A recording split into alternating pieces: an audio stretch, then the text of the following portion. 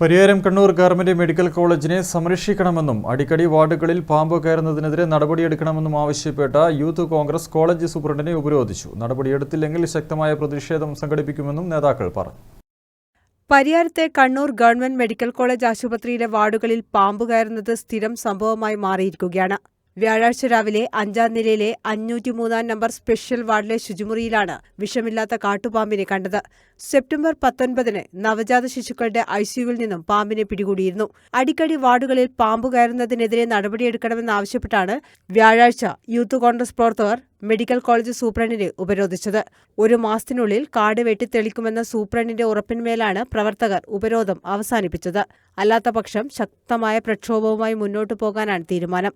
സൂപ്രണ്ടിന്റെ ഭാഗത്തുനിന്ന് നീതിപൂർണമായ ഒരു ഉത്തരവാദിത്തങ്ങളും കാര്യങ്ങളും നമുക്ക് ബോധ്യപ്പെട്ടിട്ടില്ല. അദ്ദേഹം 1 മാസത്തിനകം ഇവിടുത്തെ ശുചീകരണ പ്രവർത്തനങ്ങൾ നടത്താമെന്നും ഈ പരിയാരം മെഡിക്കൽ കോളേജിൻ്റെ പുറകുവശത്തുള്ള വലിയ കാടിൽ നിന്നാണ് 7-ാമത്തെ നിലയിലേക്കോ 5-ാമത്തെ നിലയിലേക്കൊക്കെ പാമ്പ് വരുന്നതെന്ന് പറഞ്ഞു. അതൊക്കെ ശുചീകരിച്ച് തരാമെന്നും 1 മാസത്തിനുള്ളിൽ ഇവിടുത്തെ ലിഫ്റ്റുകളും അതുപോലെ തന്നെ 10ഓളം ലിഫ്റ്റുകൾ കിഫ്ബി പദ്ധതിയിൽ ഉൾപ്പെടുത്തിക്കൊണ്ട് ശരിയാക്കി തരാമെന്നും നമുക്ക് ഉറപ്പ് തന്നതിൻ്റെ അടിസ്ഥാനത്തിലാണ് ഇന്ന് സമരത്തിൽ നിന്നും നമ്മൾ പിറകോട്ട് പോകുന്നത്. News bureau, Taliparamba.